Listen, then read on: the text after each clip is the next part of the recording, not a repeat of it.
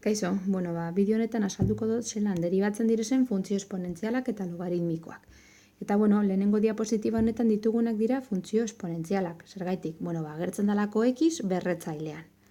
Orduan, zelan deribatzen da funtzio esponentzial bat? Lehenengo kopiatu behar dugu berriro funtzioa. Eta gero, biderkatu behar dugu berrekizugunaren logaritmo nepertarragatik.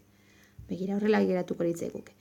Iren deribatua izango litzateke funtzioa kopiatu berriro, bi berrekiz, eta gero bider berrekizunaren logaritmo nepertarra. Berrekizuna da bi.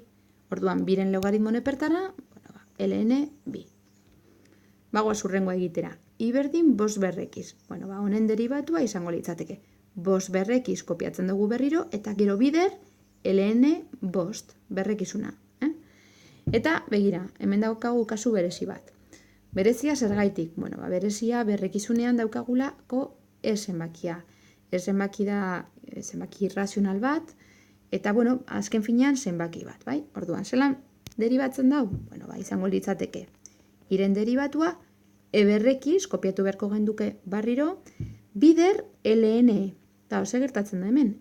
Ln-eren balioa dala bat.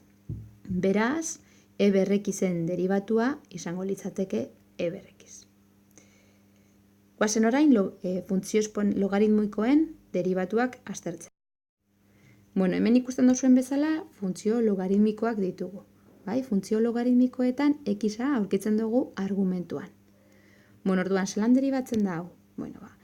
Jartzen dugu iren deribatua, eta orain egin behar duguna da bat zati argumentuan dekoguna. Ikusten duzue, bat zati argumentuan dekoguna. Beraz, kasu honetan, bat zati x.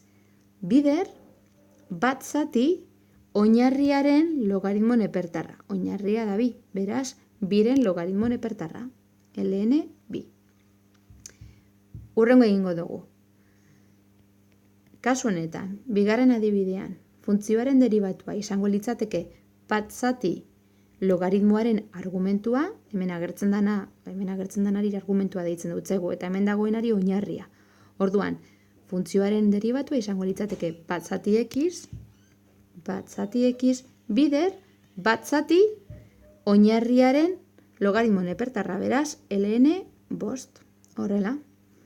Eta azkenengo adibidea, adibide berezia, zergaitik. Hemen zer dugu? Hemen ez dugu, aurrekoan genuen bost oinarriko logaritmoa edo bi oinarriko logaritmoa. Hemen logaritmo nepertarran oinarria da e. Hau da, nik horrela idatzi beharrean, idatzi nezaken horrela. Log xen logaritmoa e oinarrian.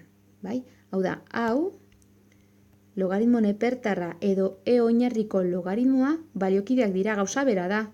Gauza bera bi modu desberdinetan jarrita. Orduan, zelan deribatuko genuke hau?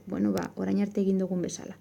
Lehenengo, bat zati argumentua, beraz, bat zati x. Eta ondoren, bat zati oinarriaren logaritmo nepertarra, ln.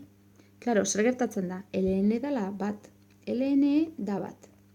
Oinarria eta argumentua bardinak direlako. Orduan, geratuko litzaiguke deribatua bat zati x. Beraz, lnx, edo xen logaritmo nepertarra, hobeto esan da.